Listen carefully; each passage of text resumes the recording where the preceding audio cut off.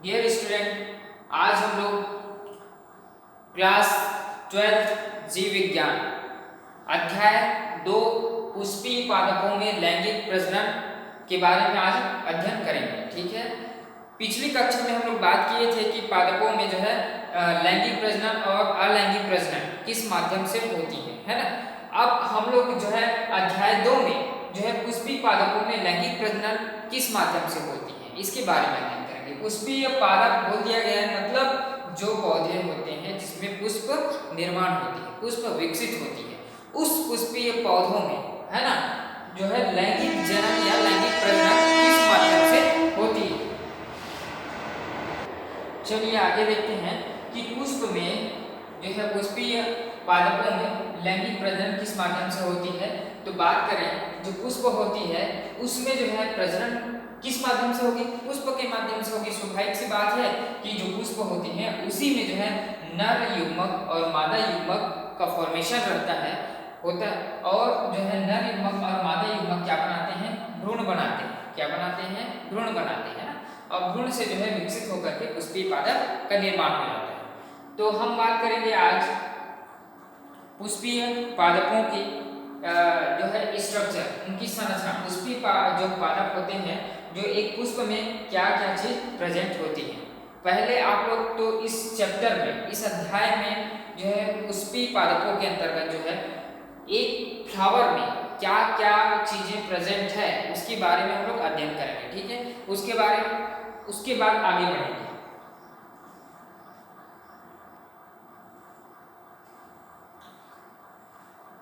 याद रखना कि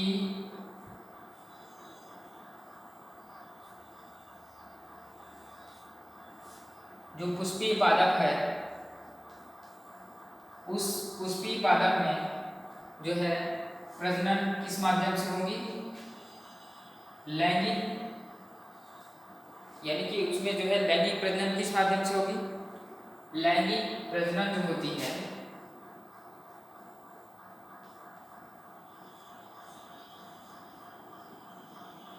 देखो लैंगिक प्रजनन लैंगिक जनन के माध्यम से होती है।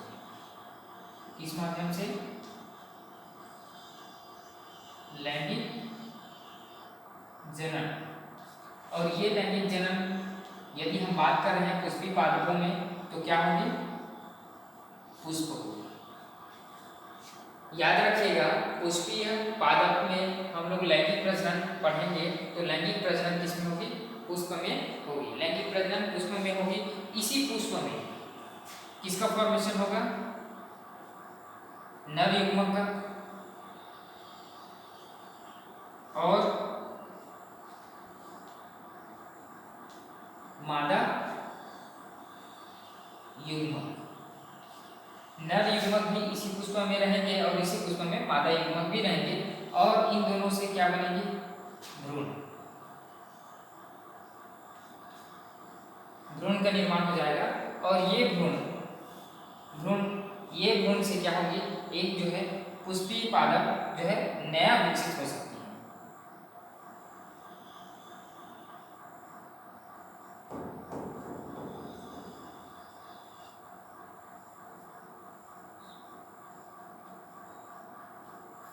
इतना आप लोग को याद तो रहना ही चाहिए कि जो है पुष्पीय पादप में जो है लैंगिक जो जनन होती है, तो लैंगिक जनन जो लैंगिक प्रजनन किस माध्यम से होगी, लैंगिक जनन के माध्यम से होगी। वो जो लैंगिक जनन किसमें पाई जाएगी, पुष्प में नर युग्मक और मादा युग्मक से भ्रूण, और भ्रूण से क्या होती है, नए पुष्पीय पादप का निर्माण हो जाती है। ठीक है, अब हम देखते हैं कि एक पुष्प की स्ट्रक्चर देखेंगे कि उस पुष्प में क्या क्या चीजें प्रेजेंट रहती है ना।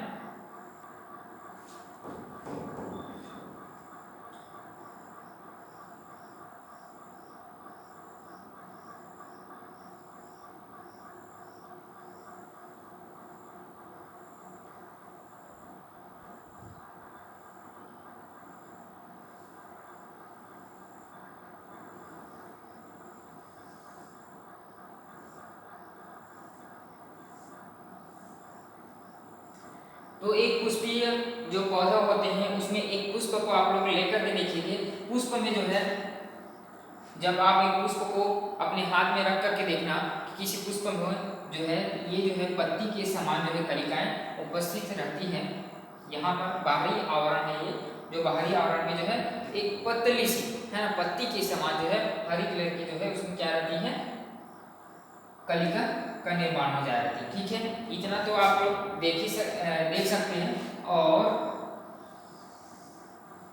उनके बाद देखो इस प्रकार से पंखुड़ियां ऊपर में लगी होती हैं,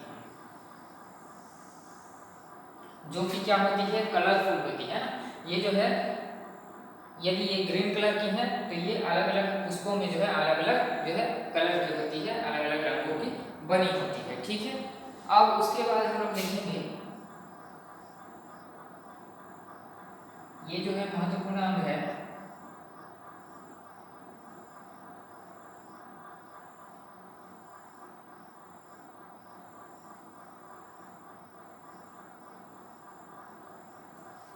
चलिए ये फ्लावर में क्या क्या चीज़ें जो है पाई जाती है उसके बारे में हम लोग देखें। तो सबसे पहले बात करें किसकी, ये क्या है बाह्य दल,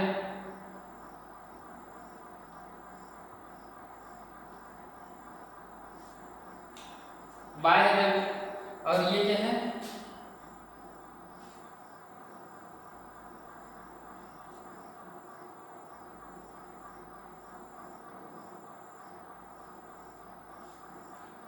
सबसे पहले देखो छोटी सी कलिकानुमा जो संरचना है उसको हम लोग बोलते हैं बाह्य दल, बाह्य दलपुंज। और उसके ऊपर जाएंगे तो दलपुंज, और उसके ऊपर जाएंगे ये है पुंकेसर,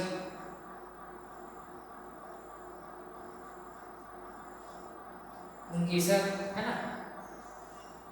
उसके ऊपर जाएंगे तो परागकोश।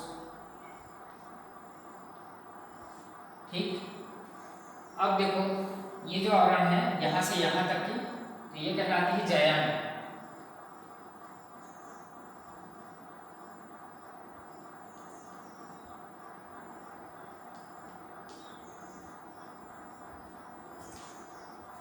जायान है ना।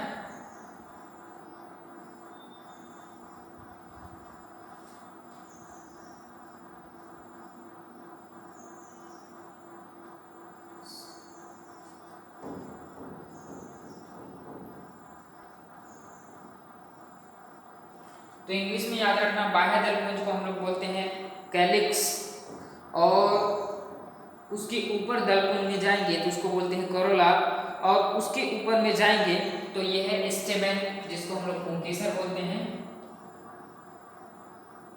स्टेमेन।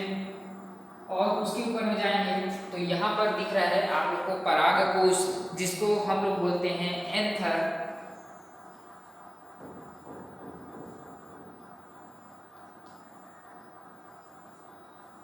है ना। तो इतना आप लोग को याद रहना चाहिए। और इसके ऊपर में ये जो दिख रहे हैं ये क्या है वर्तिकाग्र,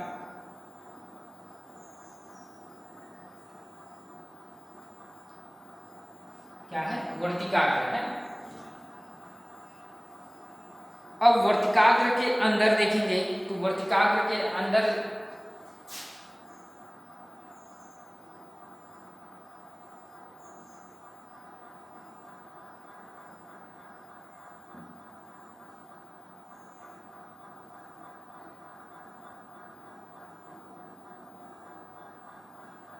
वर्तिकाग्र के जस्ट अंदर जाएंगे तो वहां पर पाई जाएगी जिसको बोलते हैं अंडाशय। ये क्या है अपना अंडाशय।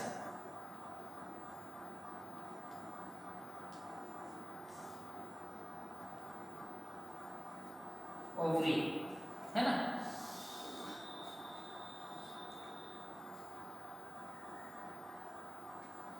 अब अंडाशय के अंदर में जाएंगे तो इस अंडाशय के जो अंदर होती है इसमें क्या रहती है, इस अंडाशय के अंदर बीजाणु। ठीक है, इस अंडाशय के अंदर क्या रहती है प्रेजेंट रहती है बीजाणु।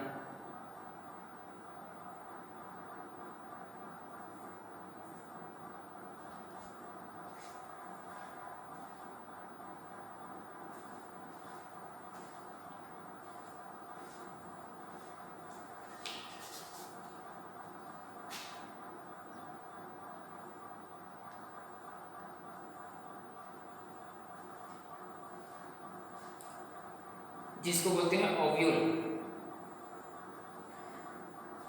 चलिए हम लोग बात करते हैं एक फ्लावर में, है ना, एक पुष्प में सबसे पहले हम लोग देखेंगे कैलिक्स, करोला और स्टेमेन और एंथर और ओवरी, है ना, ये क्या है, वर्तिकाग्र। तो इसके बाद करेंगे कि इसमें क्या क्या चीज़ें जो है कॉमन रहती है एक पुष्प में। आप लोग सभी इस चैप्टर को पढ़ने से पहले आप लोग को याद रहनी चाहिए कि एक जो पुष्प है उस पुष्प में क्या क्या चीज प्रेजेंट रहती है, तब जा करके हम लोग इसकी लैंगिक प्रजनन की बात करेंगे, है ना। तो याद रखिएगा कि बाह्य दलपुंज, सबसे बाहर का जो एरिया है वो क्या कहलाती है, बाह्य दलपुंज। आप एक फ्लावर लेंगे तो सबसे नीचे में जो पोर्शन लगी रहती है इस प्रकार की कलिका नुमा, उसको हम लोग बोलते हैं बाह्य दलपुंज, जिसको बोलते हैं कैलिक्स, है ना। उसके ऊपर की बात करें तो दलपुंज पाई जाती है। एक फ्लावर में दलपुंज भी यहाँ ऊपर में, जस्ट ऊपर में पंखुड़ी लगी रहती है जो कि कलर नुमा रहती है, आप देखेंगे इसको बोलते हैं दलपुंज, जिसको बोलते हैं करोला। उसके ऊपर हम जाएंगे तो क्या रहती है, परागकोश, जिसके ऊपर में ऐसे दो परतों में विभाजित रहती है, उसको बोलते हैं परागकोश।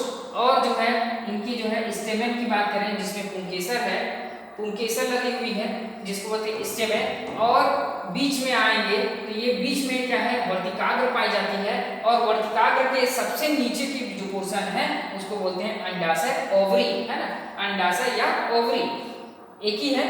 और इसके अंदर अंडाशय के अंदर क्या पाई जाती है, बीजाणु। ठीक है, इतना आप लोग को पुष्प में याद रखना चाहिए। अब उसके बाद हम देखेंगे कि इसमें क्या होती है, परागकोश पाई जाती है। ये परागकोश क्या होती है, ये जो परागकोश है ये कहलाती है नर युग्मक। ये क्या कहलाती है, नर युग्मक, नर युग्मक, ये है नर युग्मक। और हम बात करेंगे अंडाशय, यहाँ पर ओवरी प्रेजेंट है, ये क्या होती है, मादा युग्मक।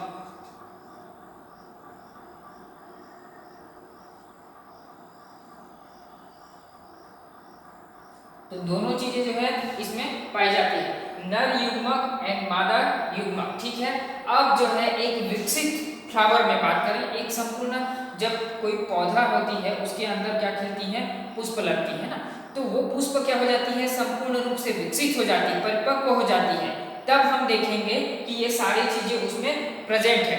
अब जो है उस पुष्प को क्या है, पूर्ण विकसित होने के बाद जब उनको लैंगिक प्रजनन की आवश्यकता होती है ना, तब क्या करती है, आप देख सकते हैं परागकोश यहाँ पर दिखाई दे रही है जिसको हम लोग बोलते हैं एंथर।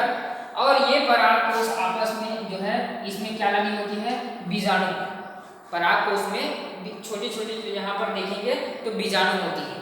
अब जो है परागकोश यहाँ से क्या हो जाती है, पूर्ण विकसित होने के बाद ये फट जाती है। फटने के बाद यहाँ पर जो बीजाणु है वो क्या होती है, इस प्रकार से निकलती है और निकल करके इस वर्तिकाग्र में इंटर करती है, इस वर्तिकाग्र में आ जाती है।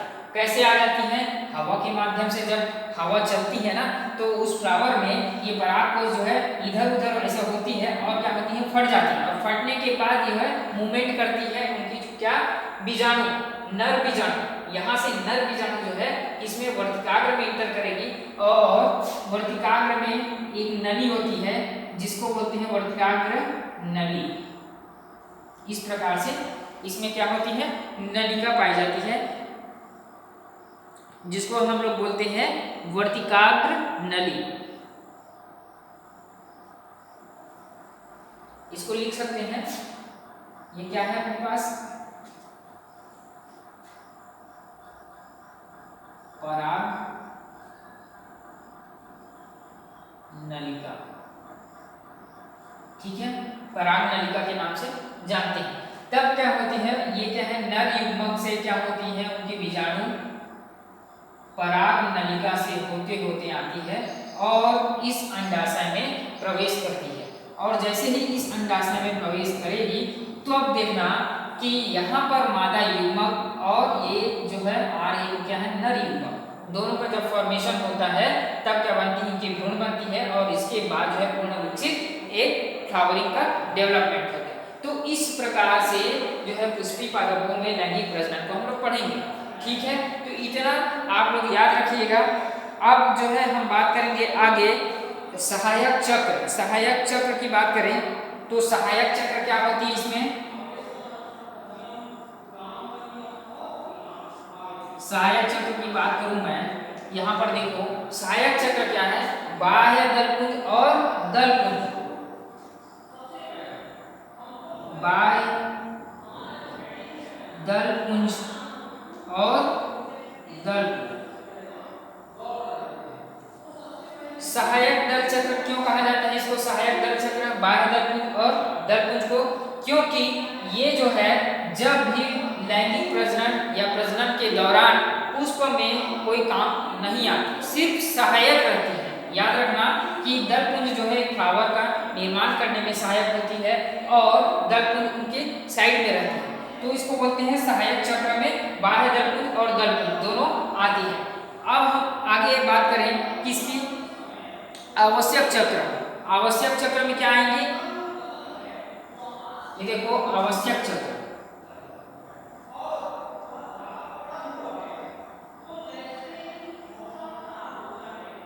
आवश्यक चक्र की मैं बात करूं तो आवश्यक चक्र हमारा क्या है? जायान, पुंकेसर, परागकोश। जायान और पुंकेसर,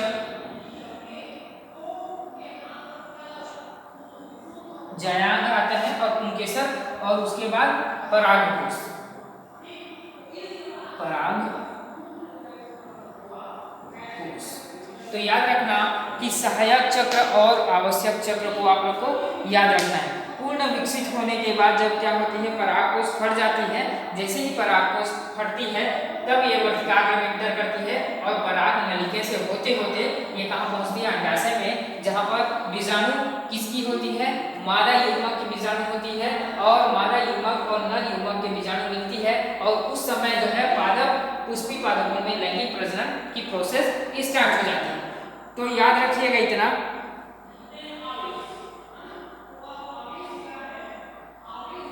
यह है पुष्पीय संरचना।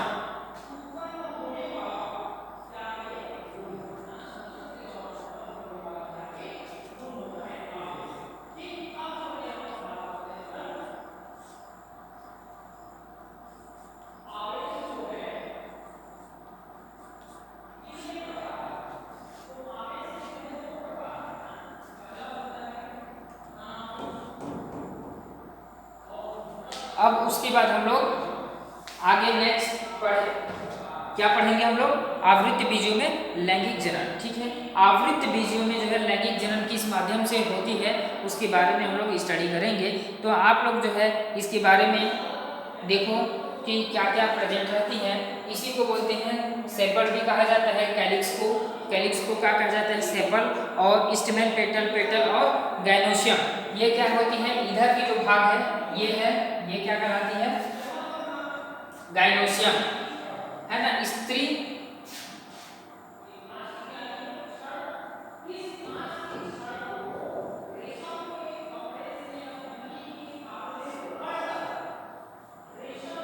स्त्री धानी,